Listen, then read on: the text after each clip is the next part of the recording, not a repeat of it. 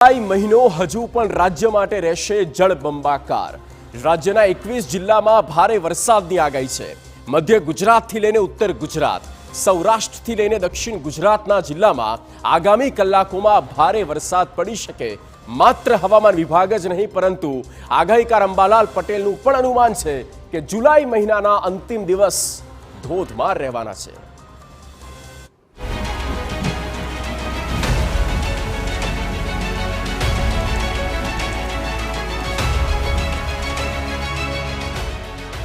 राज्यમાં ધોધમાર વરસાદની આગાહી।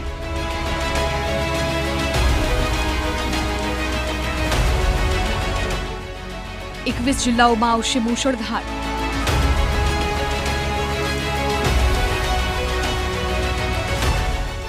ઉત્તર ગુજરાતથી લઈને સૌરાષ્ટ્ર સુધી ભારે આવશે।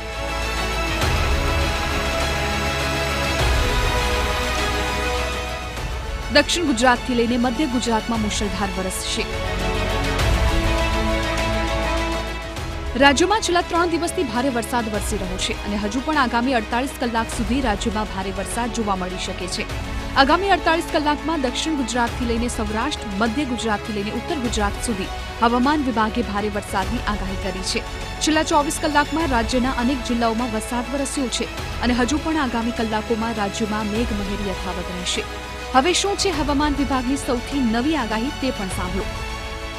अगले 7 दिन तक अनेक स्थानों में हल्का से मध्यम बरसात की संभावनाएं हैं और भारी बरसात का भी संभावना दिया गया है। आइसोलेटेड जगह में आज डे 1 जैसा 21 जुलाई और डे 6 26 और 27 जुलाई के लिए आइसोलेटेड जगह में भारी बरसात का भी पूर्वानुमान दिया गया है। और अगले 5 दिन 21 से लेकर 25 जुलाई तक थंडरस्टॉर्म वार्निंग का भी वार्निंग दिया गया है।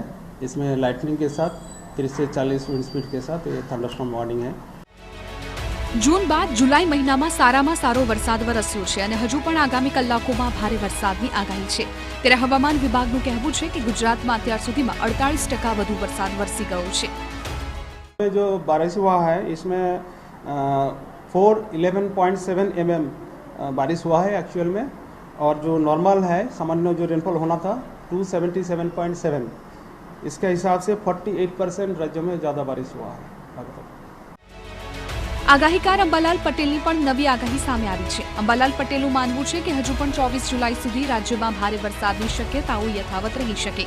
આગામી દિવસોમાં દક્ષિણ ગુજરાતમાં, મધ્ય ગુજરાત અને દક્ષિણ સૌરાષ્ટ્રના કેટલાક ભાગોમાં ભારેથી અતિભારે વરસાદ થવાની શક્યતાઓ છે।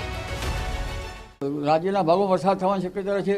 તારીખ 22-23 સુધીમાં રાજ્યના ભાગમાં ધીરે ધીરે સાર્વત્રિક વરસાદ થઈ શકવાની શક્યતા રહે છે અને દક્ષિણ ગુજરાતના ભાગો, સુરત નવસારીના ભાગમાં પણ વરસાદ થવાની શક્યતા છે। આવડક વલસાડના ભાગમાં પણ વરસાદ થવાની શક્યતા છે।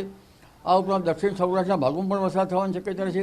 દક્ષિણ સૌરાષ્ટ્રના કેટલાક ભાગમાં ભારે વરસાદ થવાની શક્યતા છે અને ત્યારબાદ જંબુસરના ભાગો અને ભરૂચના ભાગમાં વરસાદ થવાની શક્યતા છે। તેમજ મહીસાગર, ઉત્તર ગુજરાત અને ગુજરાતના ઘણા ભાગમાં વરસાદ થવાની શક્યતા રહેશે। પરંતુ જે દક્ષિણ ચીનના ભાગોમાં ટાઇફૂન બનેલું હતું તેના અવશેષો બંગાળ ઉપસાગરમાં આવતા બંગાળ ઉપસાગર વધારે સક્રિય થશે અને તારીખ 23-24માં એક લો પ્રેશર કે ડીપ ડિપ્રેશન બનવાની શક્યતા રહે છે, જેના લીધે ત્યાંની અસરો છત્તીસગઢમાં થઈને પૂર્વીય મધ્યપ્રદેશ સુધી આવશે અને ત્યાંની અસર પૂર્વીય ગુજરાત સુધી થવાની શક્યતા રહે છે। પૂર્વીય ગુજરાતમાં ભારેથી અતિભારે વરસાદ થવાની શક્યતા રહે છે। પંચમહાલના ભાગોમાં ભારેથી અતિભારે વરસાદ થવાની શક્યતા રહે છે। એટલે એવું લાગી રહ્યું છે કે જુલાઈના અંત સુધીમાં મેઘરાજા ગુજરાત પર મુશળધાર રીતે મહેરબાન જોવા મળશે। જો કે ઓગસ્ટમાં પણ અનરાધારની જ આગાહી છે।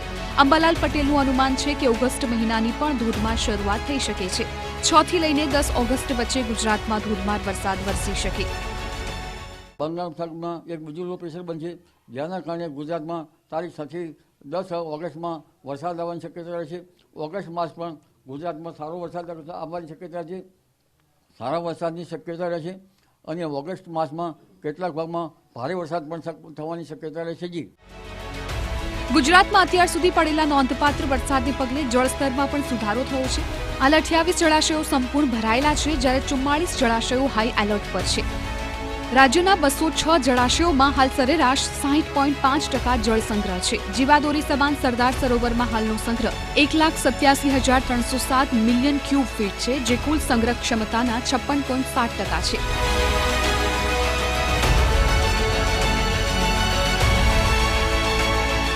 ગુજરાતમાં ચાલુ વર્ષે મોસમનો કુલ સરેરાશ વરસાદ 53.39% નોંધાયો છે. રાજ્યના વિવિધ ઝોનમાં ચાલુ વર્ષે વરસેલા વરસાદની દ્રષ્ટિએ અત્યાર સુધીમાં સૌથી વધુ કચ્છ ઝોનમાં 63.35% મોસમનો કુલ સરેરાશ વરસાદ નોંધાયો છે. આ ઉપરાંત દક્ષિણ ગુજરાત ઝોનમાં 56.32%, મધ્ય ઝોનમાં 50.50%, સૌરાષ્ટ્ર ઝોનમાં 52.66% અને ઉત્તર ગુજરાત ઝોનમાં 52.48% વરસાદ નોંધાયો છે. આમ જૂન અને જુલાઈના 21 દિવસોમાં ગુજરાતમાં 53% વરસાદ વરસી શકે છે. હજુ પણ સારા વરસાદની આગાહી છે, ત્યારે માનવામાં આવી રહ્યું છે કે આ વર્ષે મેઘરાજા જૂના અનેક રેકોર્ડ તોડી શકે છે. અમદાવાદથી રોનક વર્મા સાથે બ્યુરો રિપોર્ટ ટીવી9.